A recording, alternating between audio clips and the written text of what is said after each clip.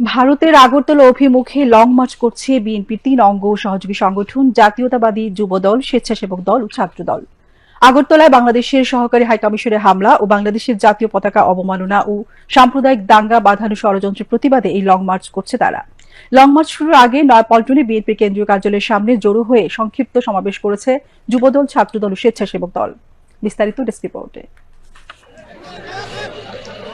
ভারতের আগরতলায় বাংলাদেশের সহকারী হাইকমিশনে হামলা, বাংলাদেশের জাতীয় পতাকা অবমাননা, ভারতীয় মিডিয়ায় অপপ্রচার ও সাম্প্রদায়িক দাঙ্গা বাঁধানোর ষড়যন্ত্রের প্রতিবাদে ঢাকা থেকে আগরতলা অভিমুখে লং মার্চ করছে বিএনপির ৩ সহযোগী সংগঠন জাতীয়তাবাদী যুবদল, স্বেচ্ছাসেবক দল ও ছাত্রদল।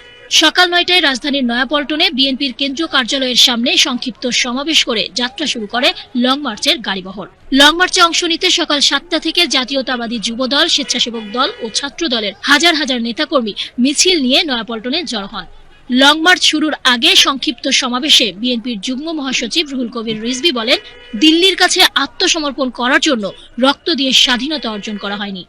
ভারতের শাসক গোষ্ঠী গোটা পৃথিবীর গণতান্ত্রিক দেশগুলোর কাছে তারা সমালোচিত, অথচ ভারত গণতান্ত্রিক দেশ, অথচ ওরা নিজেরা গণতান্ত্রিক দেশ, কিন্তু ওরা চায় না বাংলাদেশ তারা এখানকার জনগণের কথাই চলুক। ছাত্রদলের সভাপতি রাকিবুল ইসলাম রাকিবের সভাপতিত্বে ও সাধারণ সম্পাদক নাসির উদ্দিন নাসিরের সঞ্চালনায় সংক্ষিপ্ত সমাবেশে বক্তব্য রাখেন যুবদলের সভাপতি আব্দুল মোনায়েম মুন্না, সাধারণ সম্পাদক নুরুল ইসলাম নয়ন, স্বেচ্ছাসেবক দলের সভাপতি SM জিলানী, সাধারণ সম্পাদক রাজীব হাসান।